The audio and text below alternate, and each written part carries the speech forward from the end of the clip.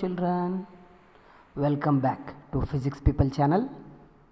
ಇವತ್ತಿನ ಕ್ಲಾಸಲ್ಲಿ ನಾವು ಮೂಮೆಂಟ್ ಆಫ್ ಇನರ್ಷಿಯಾ ಮೇಲೆ ಪ್ರಾಬ್ಲಮ್ಸನ್ನು ಡಿಸ್ಕಸ್ ಮಾಡೋಣ.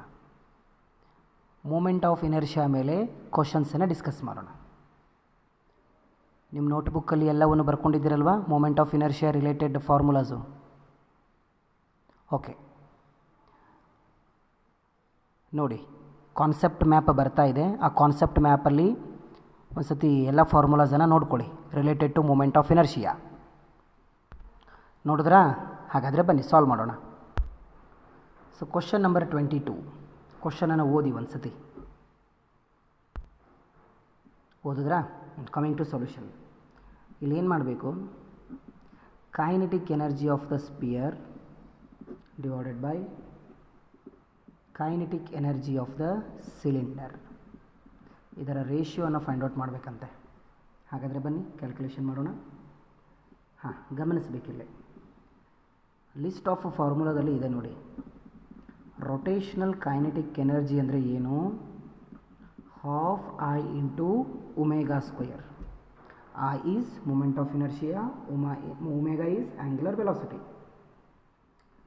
ನೋಡಿ, ಸಾಲಿಡ್ ಸ್ಪಿಯರ್ಗೆ ಮೂಮೆಂಟ್ ಆಫ್ ಇನರ್ಷಿಯಾ ಎಷ್ಟಿರ್ತದೆ ಅಂದರೆ 2/5 mr², ಇದ್ರ ವ್ಯಾಲ್ಯೂ. ಸಿಲಿಂಡರ್ಗೆ 1/2 m ಇಂಟು r² ಇರ್ತದೆ. ನೆನಪಿಟ್ಕೊಳ್ಳಿ. ಕ್ವಶನಲ್ಲಿ ಇನ್ನೊಂದು ಕೊಟ್ಟುಬಿಟ್ಟಿದ್ದಾರೆ. Angular velocity of the cylinder is equal to 2 times of angular velocity of the sphere ಅಂತ ಕೊಟ್ಟುಬಿಟ್ಟಿದ್ದಾರೆ. ಹಾಗಾದರೆ ಬನ್ನಿ, kinetic energy of the sphere divided by kinetic energy of the cylinder is equal to 1 moment of inertia of the cylinder, angular velocity of the cylinder divided by 1/2 moment of inertia of the cylinder, sorry it is sphere, this is cylinder. 1/2 cancel, value substitute ಮಾಡಿ. is ಅಂದ್ರೇನು?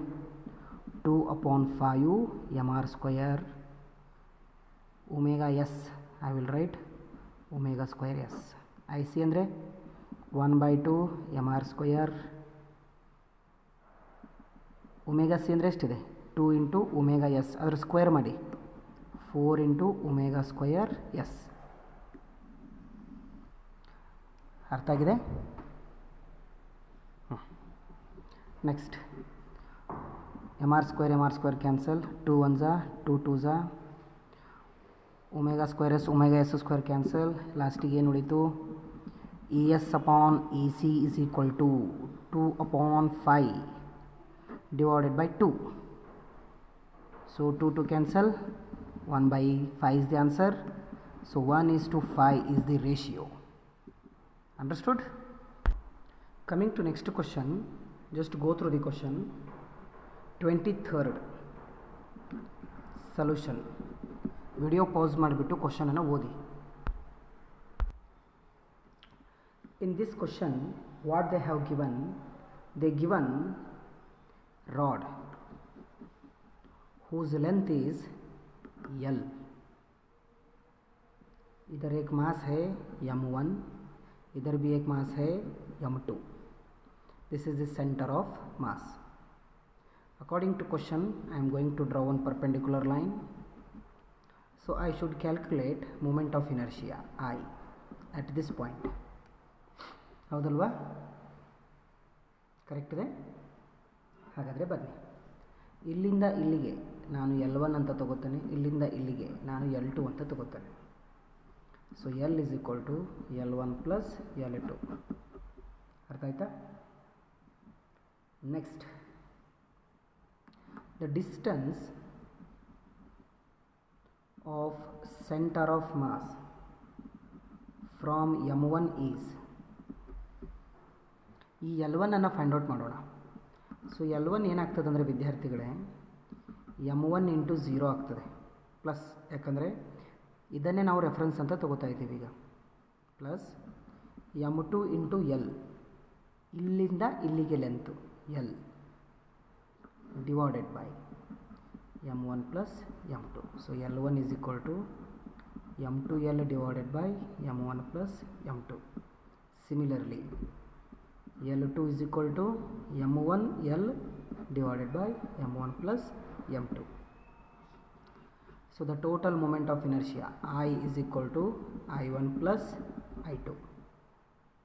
So moment of inertia formula ಏನು m into r square plus m into r square.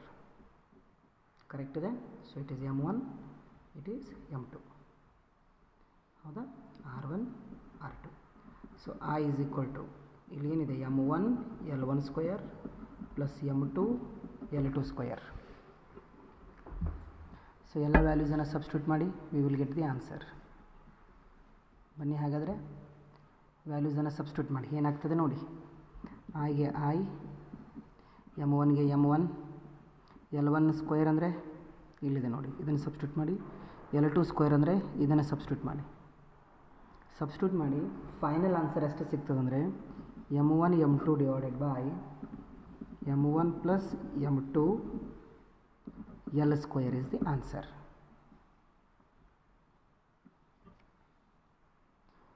ವ್ಯಾಲ್ಯೂಸನ್ನು substitute ಮಾಡಿ, L1 L2 value substitute ಮಾಡಿ, we will get this much answer. Option A is correct. So coming to next question, 24th question, solution. Just go through the question. According to question, ಒಂದು circular disc ಇದೆ, ಹೌದಾ, ಅದರ radius ಎಷ್ಟಿದೆ ಅಂದರೆ capital R ಇದೆ, ಅದರ mass ಎಷ್ಟಿದೆ ಅಂದರೆ 9m ಮಾಸ್ ಇದೆ. ಒಪ್ಕೋತೀರಾ? ಅದಾದಮೇಲೆ ನಾವೇನು ಮಾಡ್ತೀವಿ ಅಂದರೆ ಇದ್ರ ಒಳಗಡೆ ಏನು ಮಾಡ್ತೀವಿ ಅಂದರೆ small disc of mass m, radius r/3, ಇಲ್ಲಿಂದ ಇಲ್ಲಿಗೆ ಎಷ್ಟಿದೆ r/3 ಇದೆ ಈ ರೇಡಿಯಸ್ಸು. ಇಷ್ಟು ಪ್ರಮಾಣದ ಒಂದು ಡಿಸ್ಕನ್ನು ನಾವು ಏನು ಮಾಡ್ತೀವಿ ಅಂದರೆ ಡಿಗ್ ಮಾಡ್ತೇವೆ, ರಿಮೂವ್ ಮಾಡ್ತೇವೆ, ಹೌದಾ. ಹಾಗಾದರೆ ಏನು ಕ್ಯಾಲ್ಕುಲೇಷನ್ ಮಾಡಬೇಕಂತ ಹೇಳಿದ್ದಾರೆ ಅವರು, the moment of inertia of the remaining disc. ಇದೇನು ಖಾಲಿ ಉಳಿತಲ್ಲ ಡಿಸ್ಕು, ಇದೇನು ಉಳಿದಿದೆ ಅಲ್ಲ ಡಿಸ್ಕ್, ಇದಿಷ್ಟು ಈ ಡಿಸ್ಕಿನ ಮೂಮೆಂಟ್ ಆಫ್ ಇನರ್ಷಿಯಾ ಕ್ಯಾಲ್ಕುಲೇಷನ್ ಮಾಡಬೇಕಂತೆ. ಹಾಗಾದರೆ ಬನ್ನಿ ಕ್ಯಾಲ್ಕುಲೇಷನ್ ಮಾಡೋಣ. ಇಲ್ಲಿ ನೋಡಿ, ಕಂಪ್ಲೀಟ್ ಡಿಸ್ಕಿನ ಮೂಮೆಂಟ್ ಆಫ್ ಇನರ್ಷಿಯಾ ನಾನು ಏನು ಮಾಡ್ತೇನೆ ಅಂದರೆ I1 ಅಂತ ತೊಗೋತೇನೆ.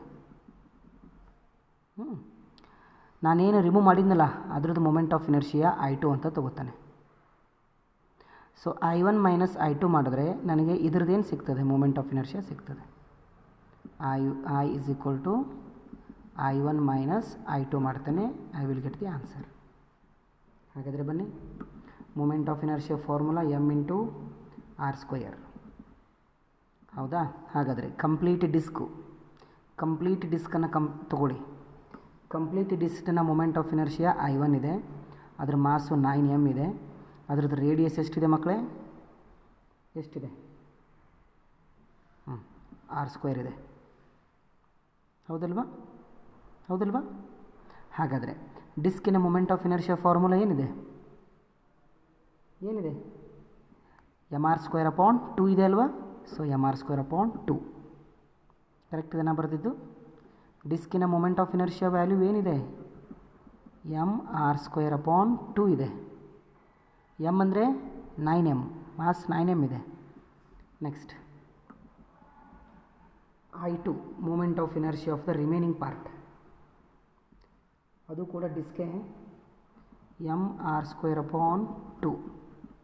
ಸೆಕೆಂಡ್ ಕೇಸಲ್ಲಿ ಮಾಸ್ ಎಷ್ಟಿದೆ, ಮಾಸ್ m ಇದೆ, ರೇಡಿಯಸ್ ಎಷ್ಟಿದೆ r/3 ಅಂತೆ, ಅಂದರೆ r²/3². ಅಂದರೆ ಇದು ಎಷ್ಟಾಗ್ತದೆ ಹೇಳಿ, mr²/ I think it is 18 ಆಗ್ತದೆ. ಸೊ ಹಾಗಾದರೆ ಬನ್ನಿ ಕ್ಯಾಲ್ಕುಲೇಷನ್ ಮಾಡಿ. I is equal to I1 minus I2. So I is equal to 9mr² divided by 2 minus mr² divided by 18. So answer ಎಷ್ಟು ಸಿಗ್ತದೆ ಅಂದರೆ 40mr² divided by 9 is the answer. ಇಷ್ಟು answer ನಮಗೆ ಸಿಗ್ತದೆ. ಇಲ್ಲಿ ನಮಗೆ ಏನು ನೆನಪಿರಬೇಕಂದ್ರೆ ಈ ಡಿಸ್ಕಿನ ಮೂಮೆಂಟ್ ಆಫ್ ಇನರ್ಷಿಯಾ ಫಾರ್ಮುಲಾ ನೆನಪಿರಬೇಕು. ಈ ಎಮ್ ವ್ಯಾಲ್ಯೂ ಸಬ್ಸ್ಟಿಟ್ಯೂಟ್ ಮಾಡಬೇಕು, ಆರ್ ವ್ಯಾಲ್ಯೂ ಸಬ್ಸ್ಟಿಟ್ಯೂಟ್ ಮಾಡಬೇಕು, ಇಷ್ಟೇ. Coming to next question number 25 solution. Radius of gyration ಮೇಲೆ ಇರ್ತಕ್ಕಂಥ ಒಂದು ಕ್ವಶನ್ ನಮಗೆ ಗೊತ್ತಿದೆ. Radius of gyration is equal to k into square root of I upon m. So k square is equal to I upon m. ಹೌದಾ? Correct ಇದೆಯಲ್ಲ? So m into k square is equal to I. ಕ್ವಶನ್ನಲ್ಲಿ ಅವ್ರು ಏನು ಕೊಟ್ಟಿದ್ದಾರೆ? Ring ಕೊಟ್ಟಿದ್ದಾರೆ, ಮತ್ತೊಂದು disc ಕೊಟ್ಟಿದ್ದಾರೆ. ಹೌದಲ್ವಾ? ನಮಗೆ moment of inertia of circular ring value ನಮಗೆ ಗೊತ್ತಿದೆ. ಆ ಲಿಸ್ಟಲ್ಲಿ ಇದೆ. ಏನು? M r square. ಹೌದಲ್ವಾ? ಮೂಮೆಂಟ್ ಆಫ್ ಇನರ್ಷಿಯಾ ಏನಾಗ್ತದೆ? ಎಮ್ ಆರ್ ಸ್ಕ್ವೇರ್ ಆಗ್ತದೆ, ಮೂಮೆಂಟ್ ಆಫ್ ಇನರ್ಷಿಯಾ. ಅದೇ ರೀತಿ moment of inertia of circular disc ನಮಗೆ ವ್ಯಾಲ್ಯೂ ಗೊತ್ತಿದೆ. ಎಷ್ಟು? ಎಮ್ ಆರ್ ಸ್ಕ್ವೇರ್ ಅಪಾನ್ 2 ಅಂತ ಗೊತ್ತಿದೆ. ಹೌದಲ್ವಾ? ಹೌದಲ್ವಾ? ಹಾಗಾದರೆ ರೇಷಿಯೋ ಫೈಂಡ್ ಔಟ್ ಮಾಡೋಣ ಬನ್ನಿ. ರೇಷಿಯೋ ಏನಾಗ್ತದೆ? ರೇಡಿಯಸ್ ಆಫ್ ಗೈರೇಷನ್ ಏನಿದೆ? ಕರೆಕ್ಟ್ ಇದೆ. K is equal to square root of I upon m. ಹಾಗಾದರೆ k square is equal to I ಇದೆ ರಿಲೇಷನ್. ಹಾಗಾದರೆ k is equal to square root of I ಆಗ್ತದೆ. ಹಾಗಾದರೆ ಬನ್ನಿ, for a disc divided by for a ring, square root of I for a disc, square root of that is moment of inertia of ring. Value substitute ಮಾಡಿ ಮಕ್ಕಳೇ. ಏನಾಗ್ತದೆ? Moment of inertia of the disc m r square upon 2, ring m r square, both will get cancel. ಹಾಗಾದರೆ ಏನು ಉಳಿತು? K d upon k r is equal to square root of 1 upon 2 divided by 1. So ಇದು ಎಷ್ಟಾಗ್ತದೆ ಅಂದರೆ square root of 1 upon 2 ಆಗ್ತದೆ. That is 1 is to square root of 2 is the answer. Understood? Coming to next question, 26th question. Solution for 26. Question ಅನ್ನು ಓದಿಬಿಟ್ಟು calculation ಮಾಡಲಿಕ್ಕೆ ಪ್ರಯತ್ನ ಪಡಿ. rotational kinetic energy is equal to 1/2 I into omega square. rotational kinetic energy. ಹೌದಾ? ಹೌದಾ? ಹಾಗಾದರೆ ಕ್ವಶನಿನ ಪ್ರಕಾರ ನಾನೇನು ಬರಿಬೋದು ಅಂದರೆ, ಎರಡು ಬಾಡೀಸ್ ಇದೆ ಅಂತೆ. ಮೊದಲನೇದು ಮೊಮೆಂಟ್ ಆಫ್ ಇನರ್ಷಿಯಾ ಐ ಅಂತೆ, ಮತ್ತೊಂದು 2I ಅಂತೆ. ಕೈನೆಟಿಕ್ ಎನರ್ಜಿ ಈಕ್ವಲ್ ಇದೆ ಅಂತೆ. ಹಾಗಾದರೆ ಆ್ಯಂಗ್ಯುಲರ್ ವೆಲಾಸಿಟಿ ಏನಾಗ್ತದೆ ನೋಡೋಣ. Kinetic energy of the first body is equal to kinetic energy of the second body according to question. Half I omega square, ಇದನ್ನು ನಾನು ಒಮೆಗಾ 1 ಅಂತ ತಗೋತೇನೆ. ಹಾಫ್ ಸೆಕೆಂಡ್ ಬಾಡಿಯ ಮೂಮೆಂಟ್ ಆಫ್ ಇನರ್ಷಿಯಾ 2I ಇದೆ, omega 2 square. 1/2 cancel, I cancel.